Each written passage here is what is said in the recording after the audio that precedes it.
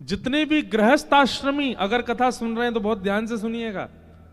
प्रत्येक गृहस्थाश्रमी के लिए द्वारिका गुरु स्थान है, यहां जरूर आकर के प्रणाम करके जाया कीजिए।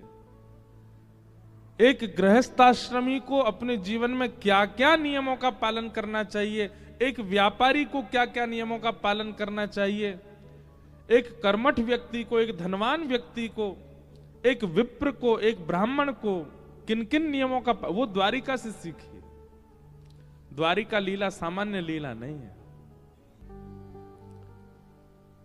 बहुत सावधानी से सुनिएगा। आप सावधानी से सुनेंगे तो हम सावधानी से ही सुनाएंगे आपको, और आपकी सावधानी हटी और दुर्घटना घटी। इसलिए दुर्घटना ना हो जाए, दुर्घटना और तो क्या होगी। इससे बड़ी दुर्घटना क्या है कि कोई जीवन उपयोगी बात यहां से कही गई और आप सुने ही नहीं, सबसे बड़ी दुर्घटना है।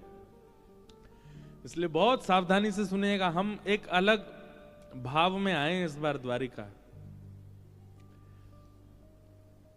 श्रमित तो बहुत हैं, पर कई बार श्रम में ज्यादा अच्छा भाव निकलता है।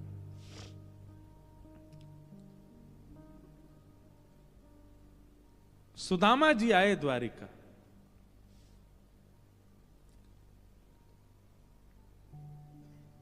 सबको कथा पता है, मैं ज्यादा उसके विस्तार में नहीं जाऊंगा, पर कुछ विषय ऐसे हैं जो कभी चिंतन में आए नहीं, पर वो विचारणीय बात है। सुदामा जी का आगमन जैसे ही हुआ, भागवत जी में मैं प्रसंग खोल लूं ताकि श्लोक भी बोल सकूं।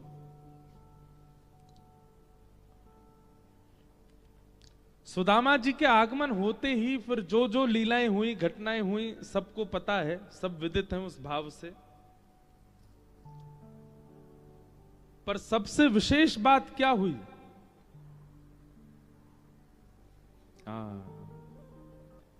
कि अपने प्रिय मित्र श्री सुदामा जी को देख करके श्री ठाकुर जी के नेत्र सजल हो गए। और केवल सजल नहीं हुए, पानी परात को हाथ छुयो नहीं, नैनन के जल सो पग धोए। ठाकुर जी यहां पर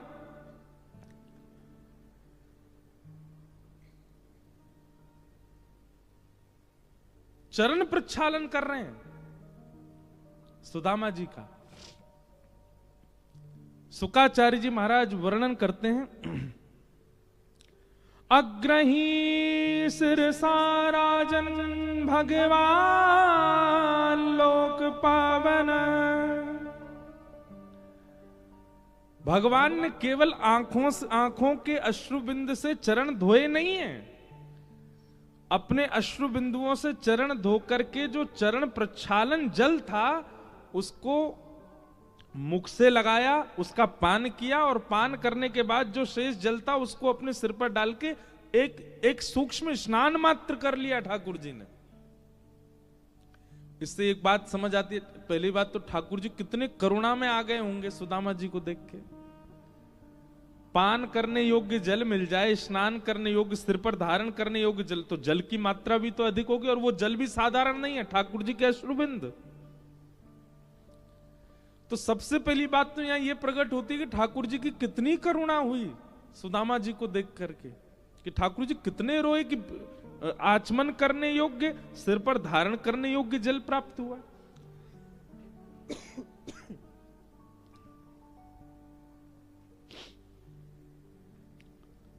अग्रही छिरसा राजन भगवान लोक पावन। व्यलिम्पद दिव्य गंधेन चंदना गुरु कुंकुमयी। ये सामान्य द्वारिकाधीश नहीं है। कौन है द्वारिकाधीश? चरणों से निकली गंगा प्यारी, जिसने सारी दुनिया तारी। उन चरणों के में शीश नवाऊं, हे गिरधर तेरी आरती गाऊं। जिनके चरण स्पर्श करके जल गंगा बन जाता है, और वह गंगा भी कैसी गंगा, जिन गंगा का पान करने से, जिन गंगा में स्नान करने से व्यक्ति के एक नहीं कोटि जन्मों के पाप नष्ट हो जाते हैं। अरे इतना ही नहीं, गंगे गंगे तियो ब्रूयात योजना नाम सतैरपि। बहुत ध्यान पूर्वक सुनिएगा। योजनों दूर से यदि कोई गंगा गंगा गंगा गंगा कहकर के पुकारे, मुच्यते सर्व पापेभ्यो, तो भी उसके पाप नष्ट हो जाते हैं। क्यों है गंगा की इतनी महिमा? क्योंकि वो ठाकुर जी के चरणों से निकली है। और वे ठाकुर जी सुदामा जी के चरणों को हाथ में लेकर के बैठे और नेत्रों से नीर बहा करके उनके चरणों को धो रहे हैं, और केवल धो नहीं रहे हैं, उसका आचमन कर रहे हैं, उसको अपने सिर पर धारण कर रहे हैं। पूरी द्वारिका स्तब्ध हो गई, और केवल द्वारिका नहीं, 33 कोटि देवता आकाश से देख रहे हैं, और सब केवल एक ही आकलन लगा रहे हैं कि सुदामा ने ऐसा कौन सा पुण्य किया है कि ठाकुर जी उसके चरण धो करके पान कर रहे हैं। कभी चिंतन नहीं हुआ इस बात पर, ऐसा क्या किया सुदामा ने? सखा तो अर्जुन भी है, सखा तो उद्धव भी है, सखा तो मधुमंगल श्रीदामा भी है, पर सुदामा में ऐसा क्या विशेष है? एक बात स्पष्ट हो गई संपूर्ण द्वारिका में कि ये जो हम दृश्य देख रहे हैं ये पुण्य का फल नहीं है, पुण्य से तो नहीं हो सकता। भैया हम सुदामा जी के बारे में अच्छे से जानते हैं, उन्होंने हिमालय पर जाके तपस्या नहीं करी है।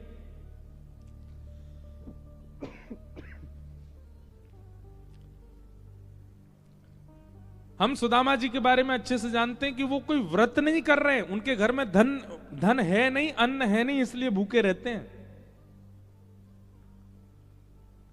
ना कोई व्रत किया, ना कोई तप किया, ना कोई जप किया, ना कोई पुण्य किया। ऐसा क्या किया है सुदामा जी ने कि जो इस स्थिति की दृष्टा पूरा विश्व बन रहा है?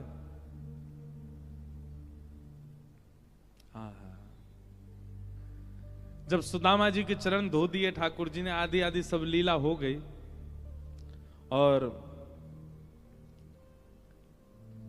जब सुदामा जी चले गए तब सब द्वारिका के लोगों ने भगवान को बिठाया, द्वारिकाधीश को बिठाया, और द्वारिकाधीश जी से पूछा कि आपने सुदामा जी के चरण अपने अश्रु बिंदुओं से धोए, उसके बाद आचमन किया, हो ना हो आप परमात्मा हैं, और परमात्मा अगर कोई क्रिया कर रहा है तो निश्चित है कि उसके पीछे कुछ तो उस व्यक्ति ने किया है जिसका फल उसको इस प्रकार से मिला। वैसे तो भक्त के लिए बहुत कष्टदायी है कि आप नीचे बैठे और भक्त ऊपर बैठे, पर फिर भी सुदामा की ऐसी कौन सी बात थी जिस पर आप इतने रीझ गए? ठाकुर जी के नेत्र सजल हो गए, और सजल नेत्रों से भगवान कह रहे हैं कि सवई सत्कर्मणा साक्षात् द्विजातेरित संभव आद्योंग यत्राश्रमिणां यथाहं ज्ञान दो गुरु। बहुत ध्यान पूर्वक सुनिएगा। ठाकुर जी कह रहे हैं, बहुत बहुत लंबा भगवान वाच, ठाकुर जी ने बहुत बड़ा प्रवचन किया यहां पर, मैं तो केवल एक भाव बता दे रहा हूं। ठाकुर जी कह रहे हैं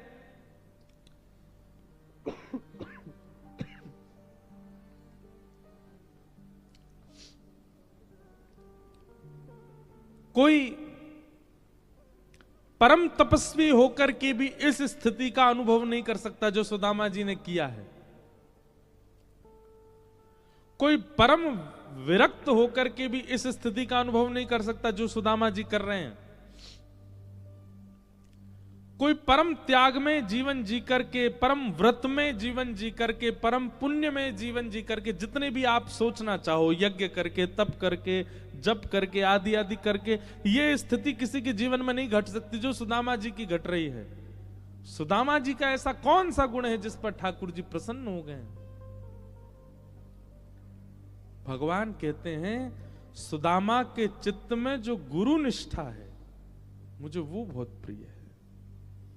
सुदामा की अपने गुरु के प्रति जो निष्ठा है, और उस निष्ठा से गुरु सुदामा पर बड़े प्रसन्न थे। जब मैं विद्यालय में पढ़ता था तो मैंने अनुभव किया, सांदीपनी गुरु जी सुदामा जी से बहुत प्रेम करते थे, और गुरु की प्रसन्नता, सांदीपनी गुरु का सुदामा जी के प्रति जो ये अनंत प्रेम था, वो मुझे विवश कर देता है सुदामा जी के चरणों में बैठने के लिए। उनकी गुरु निष्ठा,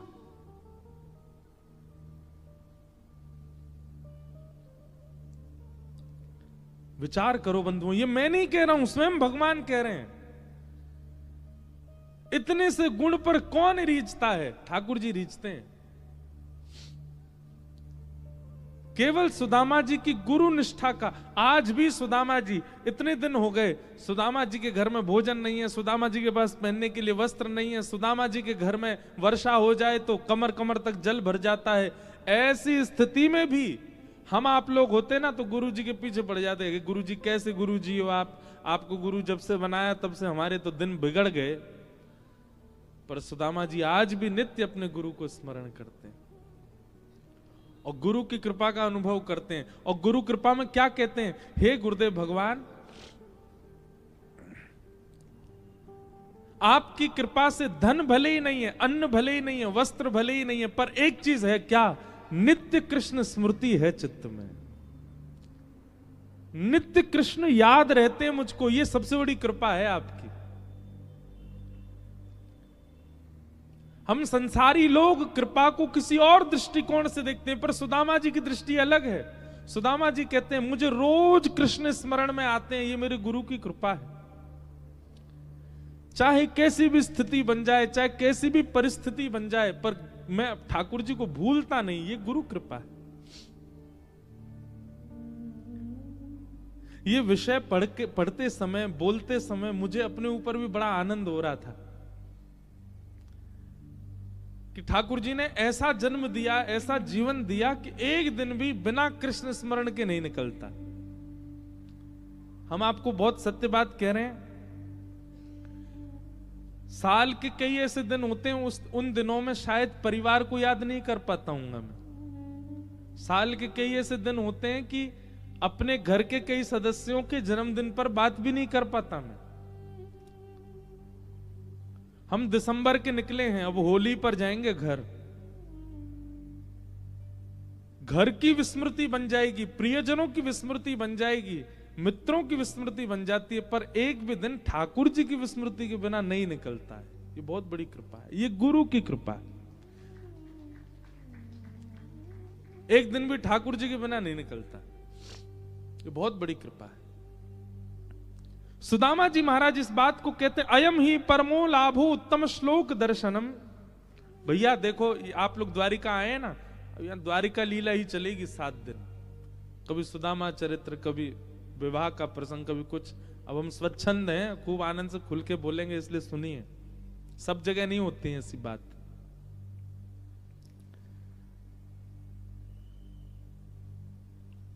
सुदामा जी नित्य कहते हैं मेरे गुरु की बहुत बड़ी कृपा है मुझ पर। और वो कृपा किस चीज में देखते हैं कि चाहे जैसी परिस्थिति परिवार की हो जाए, पर मैं कृष्ण को कभी नहीं भूलता, मैं द्वारिकेश को कभी भूलता नहीं।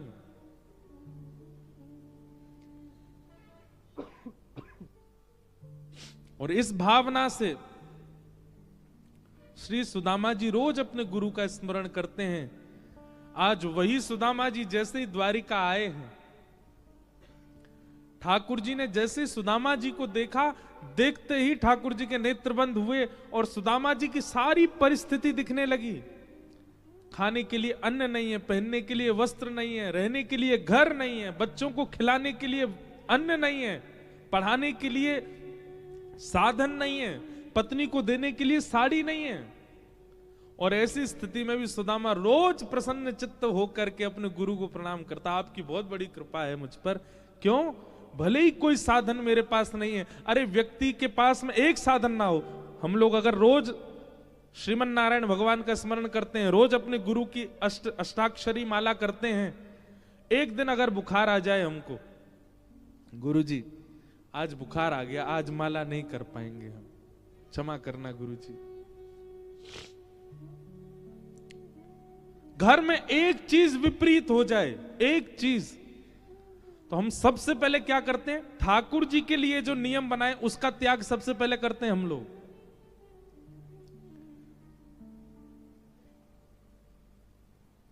सब जानते हैं इस बात को। घर में एक भी चीज विपरीत आ जाए तो हमारे अंदर सबसे पहले जहन में क्या बात आती है? घर के जो बेचारे सेवक होते हैं उनसे कहते हैं तुम ठाकुर जी को देख लेना, हम बहुत, अब घर में ये काम आ गया, हमको जाना पड़ेगा।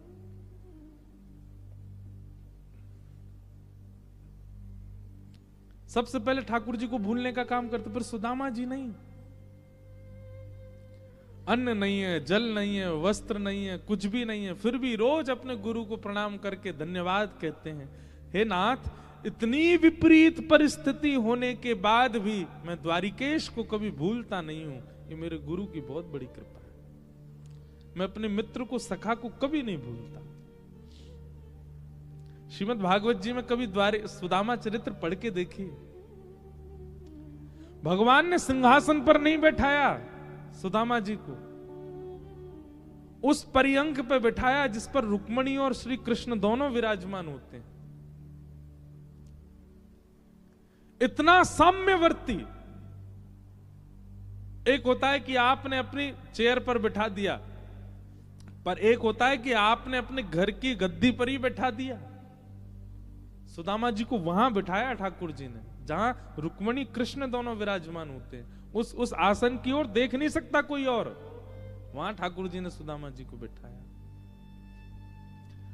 और केवल सुदामा के अंदर क्या है? गुरु निष्ठा।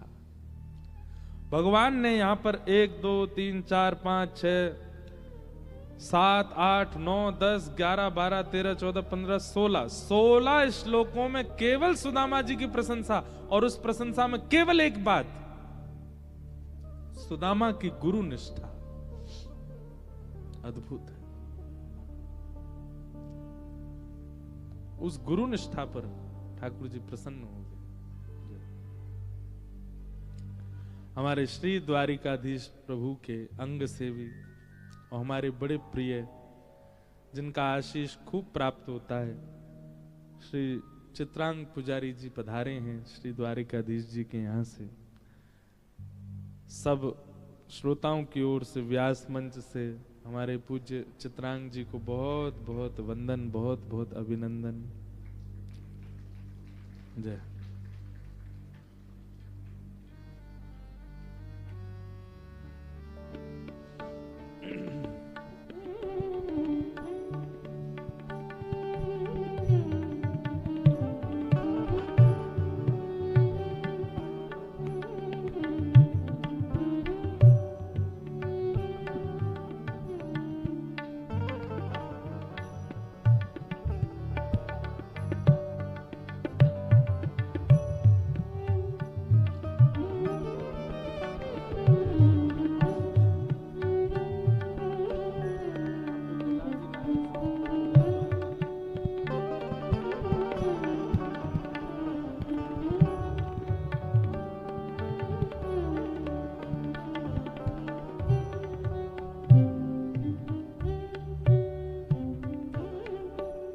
द्वारिकाधीश की जय। तो हम किस विषय पर चर्चा कर रहे थे?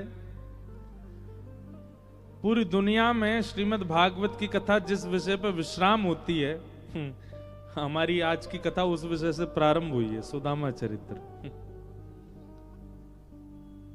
श्री सुदामा जी।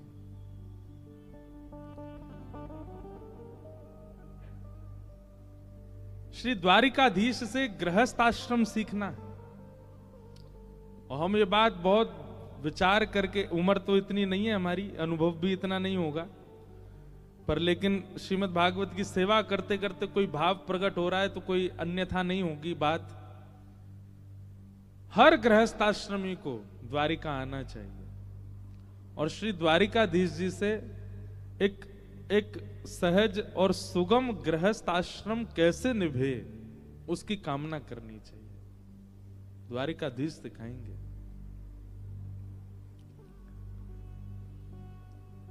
सुदामा जी पर कृपा की ठाकुर जी ने, केवल किस लिए? भरोसो दृढ़ चरणन के, सूरदास जी कहते हैं, गुरु कृपा। ठाकुर जी इस बात से प्रसन्न है कि सुदामा कभी भी शिकायत नहीं करता है अपनी स्थितियों की, बल्कि अपनी प्रत्येक स्थिति में धन्यवाद और कहते हैं गुरु जी को। ठाकुर जी की बड़ी कृपा, गुरु जी की बड़ी कृपा, कितनी विषम स्थिति में भी मैं ठाकुर जी को, द्वारिकेश को भूला नहीं, स्मृति बनी रहती है। अच्छा, एक और बात, कई बार परिस्थिति बहुत बिगड़ने पर ठाकुर जी की भय के कारण स्मृति बनती है। जैसे हमारी परिस्थिति बिल्कुल विलग हो गई है, विपरीत चल रही है, धन साथ नहीं दे रहा, समय साथ नहीं दे रहा, परिवार साथ नहीं दे रहा, परिजन साथ नहीं दे रहे, कुछ भी साथ नहीं दे रहा, तो कई बार आर्त भाव से भगवान का स्मरण होता है, हे नाथ कैसा चल रहा है सब जीवन, कुछ कृपा करो, अनुग्रह करो। यह भी एक प्रकार का स्वार्थ ध्यान है ठाकुर जी का, पर सुदामा जी वो नहीं करते।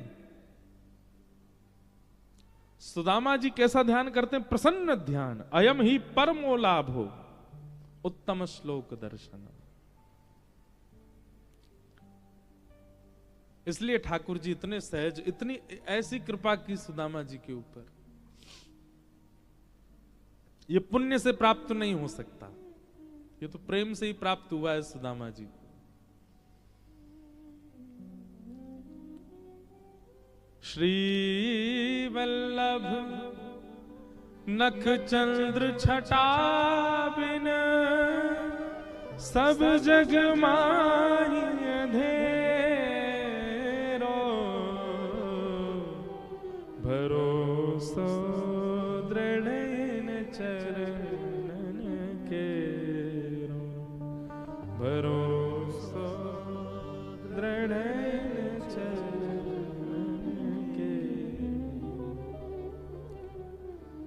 व्यक्ति कोई नियम पालन कर पाए ना कर पाए, कोई साधन कर पाए ना कर पाए, पर आज द्वारिकाधीश जी की नगरी में बैठे हो, एक साधना कर लो बस, गुरु और गुरु के वचनों के प्रति अटूट विश्वास। भगवत प्रसन्नता के मैं कुछ लक्षण ढूंढ रहा हूं जिनसे ठाकुर जी बहुत जल्दी प्रसन्न होते हैं। उनमें सबसे ऊपर है गुरु निष्ठा।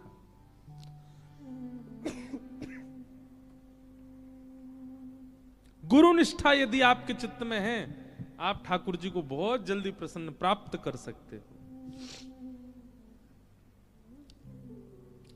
गुरु निष्ठा का मतलब यह होता है कि फिर चाहे जीवन में जो हो जाए, आपका गुरु के प्रति संशय या संदेह ना हो, विश्वास है, चाहे जो हो रहा है हमारे गुरु की कृपा है। और एक बात याद रखिए, एक जैसा जीवन कभी नहीं रहता।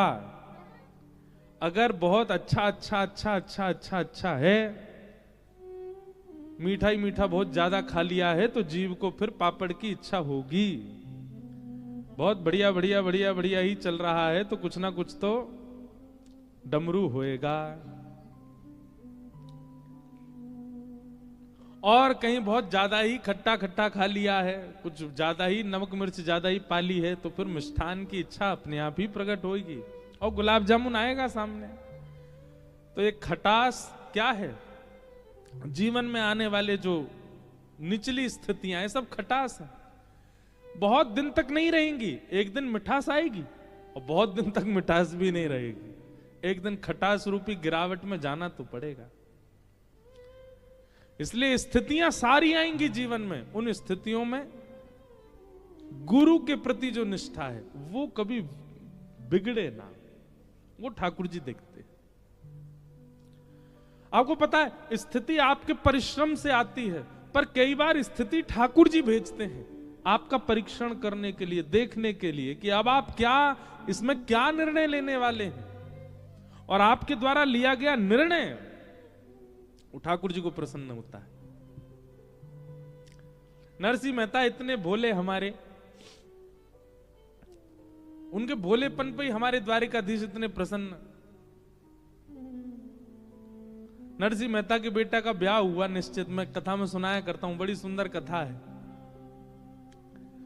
तो जैसे ही ब्याह निश्चित हुआ तो अब नरसिंह मेहता बेचारे सामान्य, लेकिन जिस कन्या से बेटा का ब्याह होना था वो कन्या के पिता बड़े धनवान, और नरसिंह मेहता का कीर्तन इतना प्रसिद्ध था और नरसिंह मेहता की भक्ति इतनी प्रसिद्ध थी कि वो जिस नगर में जाते थे सब लोग उनको वंदन जरूर करते थे।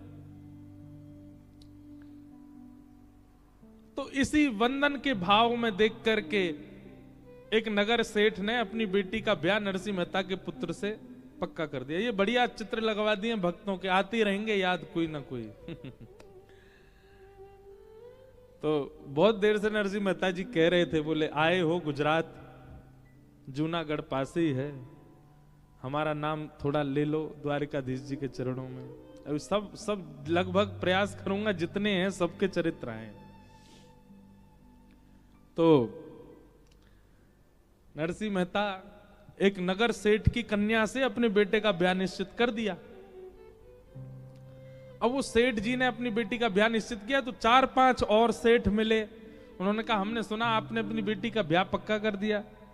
तो सेठ जी बोले हाँ कर दिया। बोले किससे किया? बोले नरसिंह मेहता से, उनके बेटे से। तो एक सेठ बोला पूरी दुनिया में आपको वही मिला, हमने अपना बेटा इतनी बार प्रस्ताव दिया आपको वो नहीं सुहाया, नरसिंह मेहता के बेटे से क्या आपने अपनी कन्या का ब्याह निश्चित कर दिया? अरे वो कीर्तनकार है, भले ही उनका बहुत नाम है सम्मान है, पर भैया घर में व्यवस्था नहीं है। तुम्हारी बेटी राजघराने जैसे रहने वाली, उनके घर में कैसे निभेगी? और शास्त्र आज्ञा करते हैं बेटी का विवाह सदैव अपने से ऊंचे कुल में ही करना चाहिए। सेठ जी, नरसिंह मेहता की स्थिति ऐसी नहीं है कि आपकी बेटी को एक समय भी प्रेम से पवा सके। आप तो भाव में करिए इस संबंध पक्का। और सेठ जी बोले सच में ऐसा? बोले हाँ, नरसिंह मेहता की स्थिति तो ऐसी है। बोले अब क्या करें, हमने तो पक्का कर दिया। बोले पक्का ही तो किया, ब्याह थोड़ी हुआ है। ब्याह हो जाए तो बात अलग है, अभी पक्का ही तो हुआ है, तोड़ दो संबंध। सेठ जी बोले ऐसे अच्छा नहीं लगता ये तोड़ना। अभी आज का समय थोड़ी ही था, आज के समय में तो कुछ भी संभव है, पर उस समय पे लोग संकोच करते थे। नरसिंह मेहता बड़ा संकोच करें कैसे, वो सेठ जी बड़ा संकोच करें, कैसे मना करूं मैं एक बार हाँ कहने के बाद। तो एक सेठ जी ने बड़ा दिमाग लगाया, बोले सुनो एक काम करो। बोले क्या? एक पत्र लिखो और पत्र में लिखो कि हमारी बेटी को ब्याहने के लिए जब आओ तो ऐसी बारात लेके आना। कैसी बारात लेके आना? बोले 100 तो हाथी हों, 200 घोड़े हों, 50 प्रकार के बैंड बाजे हों, और जितने बाराती आमे सबके गले में सोने के मणि माणिकों के हार, नवलखा के हार हों। जितने बाराती आमे सब बड़े सुंदर दिखने वाले हों, सबकी अचकने इतनी महंगी हों, आदि आदि। ये सब पत्र में लिख करके आप नरसिंह मेहता को भेज दो। नरसिंह मेहता जैसे पत्र देखेगा और सोचेगा इतनी व्यवस्था तो हम कर ही नहीं सकते, अपने आप खुद ही तोड़ देगा संबंध, आपकी बेटी सुरक्षित हो जाएगी। हाँ बोले ये बात ठीक है, व्यवस्था इतनी बता दो कि सामने वाला पहली हाथ खड़ा कर दे। पत्र लिखा महाराज, उसमें 100 हाथी। सेठ जी बोले 100 नहीं 200 ही कर दो सीधे, देखते ही हिल जाए नरसिंह मेहता। 200 हाथी कर दिए, 400-500 घोड़े कर दिए, और उन घोड़सवार हाथी सवार बढ़िया ऐसी अचकन हो, नवलखा के हार हो, आदि आदि सब विस्तार से 3-4 पत्रों में भर करके भेज दिया। पत्र लिख करके, पत्र को बढ़िया बंद करके और ऊपर लिख दिया जय श्री कृष्ण, भेज दिया। नरसिंह मेहता बैठे अपना कीर्तन कर रहे थे।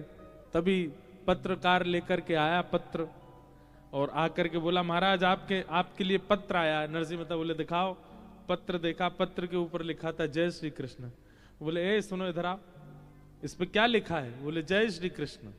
बोले जय श्री कृष्ण लिखा है, कहीं पर भी जय श्री नरसिंह लिखा है? नरसिंह मेहता लिखा है? कहीं नहीं लिखा। तो मेरा पत्र क्यों हुआ? जय श्री कृष्ण लिखा है, इसका मतलब ठाकुर जी का पत्र है, मेरा पत्र नहीं है ये। और भैया किसी और का पत्र तो खोलना भी नहीं चाहिए, जिसका पत्र है वही देखेगा। नरसिंह मेहता ने खोला ही नहीं, धर दिया ठाकुर जी के। ठाकुर जी आपके किसी प्रेमी ने आपके लिए पत्र भेजा, बड़ा भारी पत्र है, अब मैं तो इसको खोलूंगा नहीं नाथ। और आप तो बड़े लीलाधारी हो, क्या पता रुक्मणी जी के मन में कोई भाव आ गया हो, है उन्होंने कोई पत्र भेज दिया हो, क्या पता जामवती सत्यभामा सब द्वारिका में है, आपसे कोई लीला कर रही हो इसलिए पत्र भेजा। मैं तो नहीं पढ़ूंगा ठाकुर जी, आपका निज पत्र है, देख लीजिएगा इसमें क्या लिखा है। और पत्र धर दिया, खोला ही नहीं। ठाकुर जी मन ही मन सोच रहे नरसिंह 200 हाथी लिखे इसमें, खुल तो ले एक बार। पर नरसिंह मेहता तो ठाकुर जी को छोड़ दिया। अब यहां सेठ जी ने कुछ दिन प्रतीक्षा करी कि नरसिंह मेहता संबंध तोड़ने का कुछ भाव और करेंगे, पर नरसिंह मेहता की तरफ से तो कोई प्रस्ताव ऐसा आया नहीं। सेठ जी ने बीच में एक बार किसी को भेजा, बोले जाके देख पूछ के आओ नरसिंह मेहता तैयारी कर रहा है क्या। तो कोई गया, जाकर बोला बोले हम तुम्हारे बेटे का जहां संबंध हुआ वहीं से आए हैं, वो लोग पूछ रहे हैं सब तैयारी। हाँ सब तैयारी चल रही है महाराज, हम बारात लेके आएंगे, उनसे कह दीजिएगा, कोई चिंता की बात नहीं। उस व्यक्ति ने जाके कहा तो उनको सेठ जी को विश्वास हो गया, जो जो हमने लिखा वैसी ही बारात आएगी।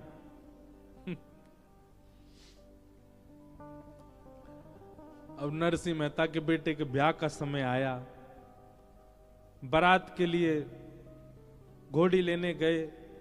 एक बेचारी घोड़ी बूढ़ी हो गई थी, मरणासन अवस्था में थी, कुछ ही दिन में उसके जो है प्राण जाने वाले थे, उसको तो लेके आए। बारातियों के पास गए तो बाराती उल्टा कर्जा बोले हमारा कर्जा है, तुम पहले वो चुकाओ फिर जाएंगे। नरसिंह मेहता के बेचारे 4-5 बाराती हो गए, उनमें भी 1-2 अंधे थे, 2-3 ऐसे थे जो बिना किसी सहारे के चल ही नहीं पा रहे, ऐसी तो बारात। नरसिंह मेहता लेकर निकले अपने पुत्र की बारात। घर में विराजमान ठाकुर जी बेचारे मन में सोचने लगे, मेरे नरसिंह ने पत्र मेरे चरणों में रख दिया, ये कह के कि आपका पत्र है, आप जानो, अब तो मुझे ही जानना पड़ेगा। और जो जो पत्र में लिखा था सब ठाकुर जी ने देख लिया। हमारे श्री द्वारिकाधीश तुरंत बलराम जी के पास गए, बोले दाऊ दादा चलो। बोले कहां? बोले बारात में जानो। बोले कौन की? एक हमारे भक्त है, के लाला की बारात में जानो, चलो। और यदुवंशियों को सबको तैयार कर दिया महाराज। इसी कलिकाल में ऐसे सुंदर सुंदर हाथी, हाथियों के ऊपर रत्न जड़ित सिंहासन, उन सिंहासनों पर सुंदर सुंदर राजा बैठे हैं, दुनिया भर के घोड़े, उन घोड़ों पर सुंदर यदुवंशी बैठे हैं। यहां से कुछ घोड़े आ रहे हैं, इधर से कुछ हाथी आ रहे हैं। इतने में बीच में जाने कौन आकर के वो बूढ़ी सी जो घोड़ी चल रही थी उसको हटा के बढ़िया सी घोड़ी पर उनके पुत्र को बैठा दिया। नरसिंह मेहता सोचने लगे हमारा पुत्र घूमता रहता, उसके मित्र वित्र ही आ रहे होंगे सब। देखते ही देखते नरसिंह मेहता को क्या पता, वो तो कीर्तन करते हुए चल रहे थे। जैसा जैसा पत्र में लिखा था वैसी ही बारात निर्मित होती चली गई। दूर दूर तक महाराज देखें तो राजकुमारी राजकुमार चल रहे हैं, सब यदुवंशी।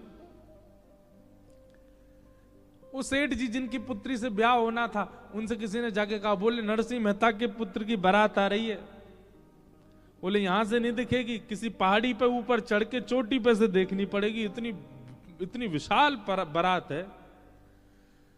बारात जाकर के देखी महाराज, ऐसे ऐसे हाथी, ऐसे सुंदर उनके दांत, ऐसे सुंदर घोड़े, ऐसे सुंदर राजकुमार।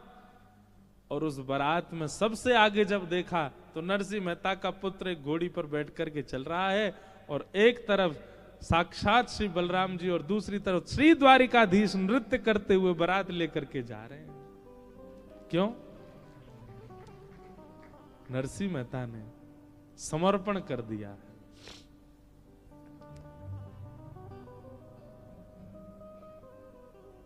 ठाकुर जी के मन को समझो। ये कथाओं के द्वारा क्या करना है, ठाकुर जी के व्यवहार को, ठाकुर जी के मन को, ठाकुर जी की स्थिति को समझ लो और वैसे बन जाओ। जो जो उनको प्रिय लगता है वो प्रिय वस्तु अपने चित्त में लाना प्रारंभ कर दो। जैसा व्यवहार उनको अच्छा लगता है वैसा व्यवहार करने लग जाओ। जो आहार उनको प्रिय लगता है वो आहार पाने लग जाओ। जैसा वस्त्र उनको प्रिय वैसे पहनने लग जाओ। ये कथाएं किस लिए होती हैं? ये पितृ मुक्ति के लिए, ग्रह शांति के लिए, व्यापार वर्धन के लिए। ये सब नहीं है, ये सब आप अपने कर्मों से कर सकते हैं। ये तो केवल भगवत प्राप्ति के लिए कथा है। और भगवत प्राप्ति कब होगी? जब जिससे संबंध बनाना पहले उसको जान तो लो वो है कैसे। आज हमने क्या सीखा? ठाकुर जी को गुरु निष्ठा बहुत प्रिय है, तो अपने गुरु के प्रति निष्ठा प्रगाढ़ कर लो। दूसरा क्या देखा? ठाकुर जी को भोलापन, जैसा नरसिंह में है वो बहुत प्रिय है। भोले बन जाओ, सरल बन जाओ।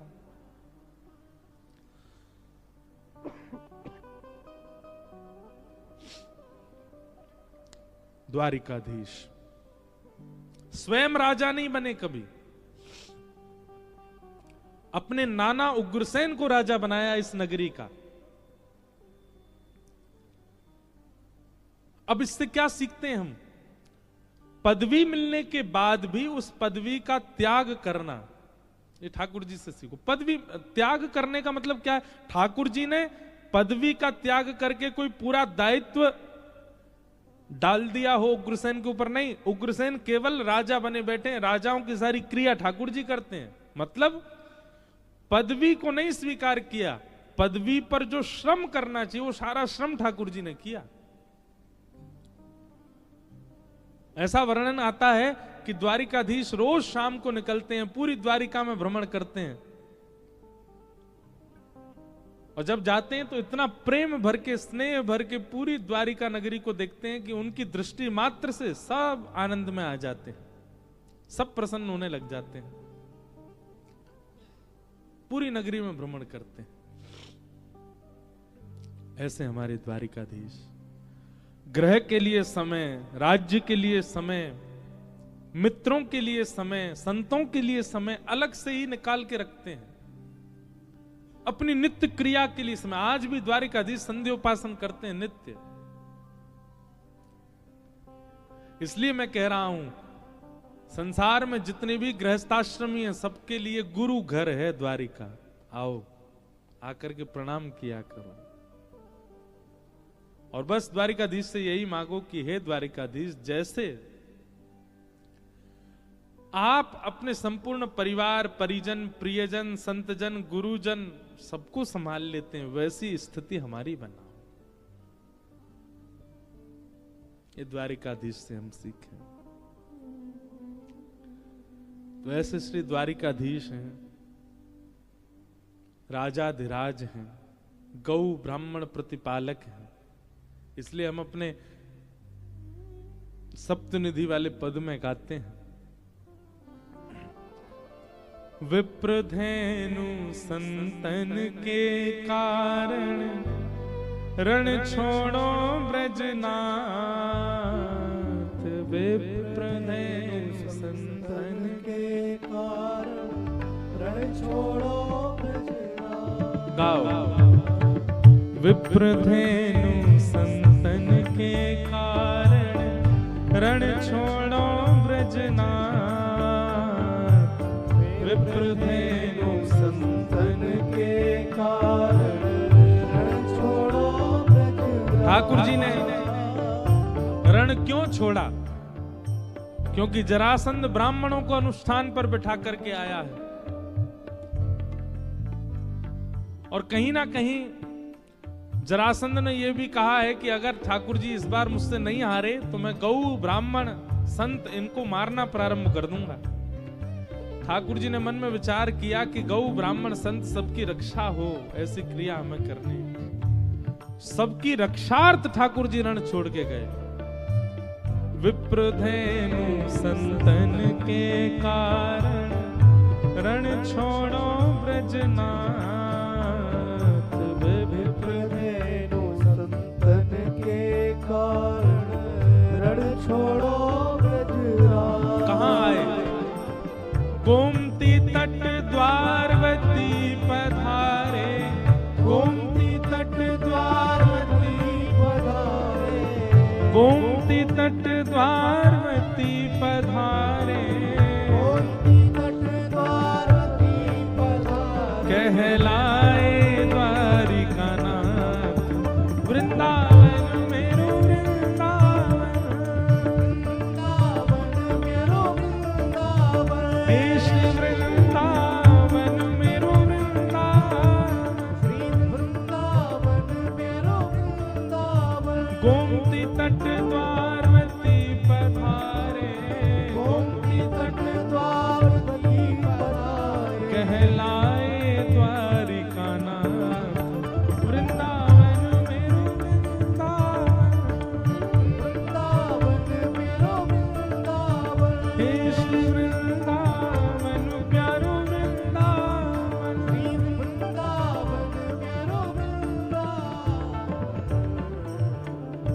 विप्रधेनु संतन के कारण रण छोड़ो ब्रजनाथ, गोमती तट द्वारवती पधारे।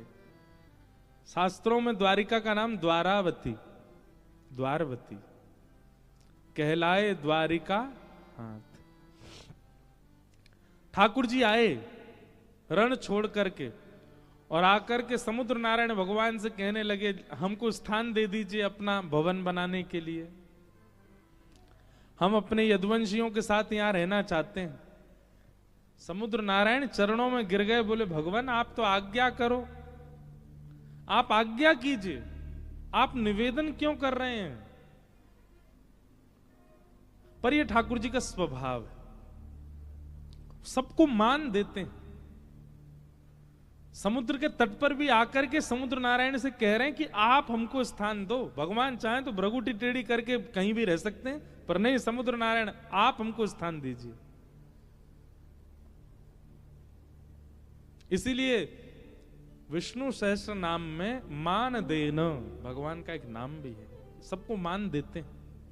समुद्र भगवान से कह रहे हैं हमको स्थान दे दो। और तब समुद्र के बीचों बीच एक स्थान प्रकट हुआ। तब विश्वकर्मा को भगवान ने आज्ञा की कि आप एक नगरी बनाओ। तो विश्वकर्मा जी ने कहा कैसी नगरी बनाए, कैसी चौखट हो, कैसी खिड़की हो, कैसे झूमर हो, बताओ इंटीरियर बताइए कैसा चाहिए आपको। दुनिया के लोग अपने लिए घर बनाते हैं तो इंटीरियर और एक्सटीरियर दोनों डिजाइन करवाते, पर हमारे ठाकुर जी ने द्वारिका का ऐसा इंटीरियर करवाया। इंटीरियर कैसा होता है, या फिर खिड़की गेट ऐसे बनाए जाते हैं आंधी आए तो धूल मिट्टी भीतर नहीं आ जाए, वर्षा का पानी भीतर नहीं आ जाए, कीड़े मकोड़े डेंगू नहीं आ जाए भीतर, ऐसा घर बनवाते हैं। मुंबई में रहते हैं आप लोग, तो मुंबई में तो इतनी इतनी ऊंची बिल्डिंग होती है, फिर भी मच्छर पहुंच जाते हैं ऊपर। मच्छर भी वहां पर ऊंची उड़ान भरने वाले हैं, फिर भी डेंगू हो ही जाता है लोगों को। एक है हमारे प्रिय सज्जन, उन्होंने सबसे बड़ी बिल्डिंग में सबसे ऊपर वाले फ्लोर पर करोड़ों खर्चा करके घर लिया। तो हमारे पिताजी बोले आपने इतना ऊपर घर क्यों लिया? बोले महाराज जी मच्छर नहीं आएंगे इतने ऊपर, उनकी क्षमता नहीं इतनी ऊपर आने की। बेचारे 2 महीना बाद डेंगू हो गया उनको, हॉस्पिटलाइज्ड थे। पिताजी बोले कैसे हो गया? इतने ऊपर घर लिया था, पूरा जीवन की जमा पूंजी सब खर्च कर दी फ्लैट लेने में कि हमको मच्छर नहीं खा जाए, कहां से हो गया? जैसे जैसे कलयुग बढ़ता जा रहा, कीड़े मकोड़े भी हाईटेक होते जा रहे हैं। ठाकुर जी से कहियो कि ऐसे बढ़िया वाले पंख लगाओ ठाकुर जी, चाहिए आसमान में पहुंच जाऊं, मुंह काट जाऊं। अरे एक बार तो फ्लाइट में मच्छर आ गया था, मैंने कहा बता ये भी विदाउट टिकट वीजा ट्रेवल कर रहा है, यहां पे भी लोगों को मलेरिया मार रहा होगा। तो सब लोग अपना घर बनवाते हैं अपनी इच्छानुसार, पर सीखो।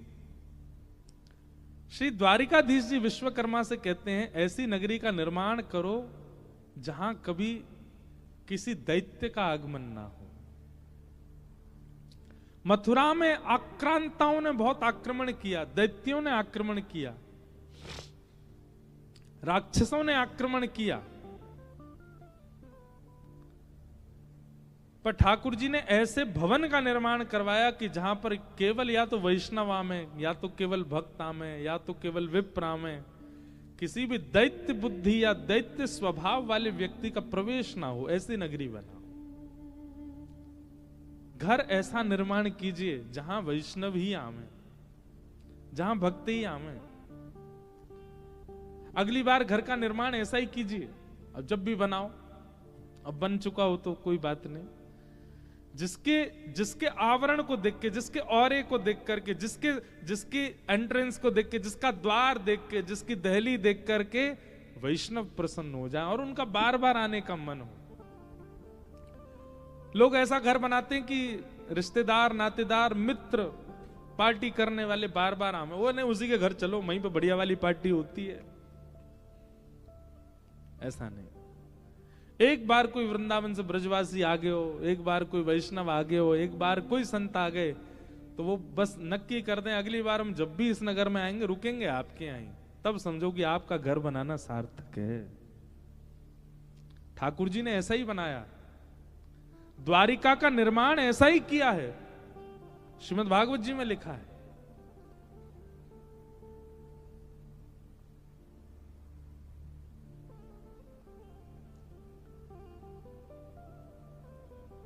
अवासीत नारदो भिक्षलम कृष्णोपासन लालसा,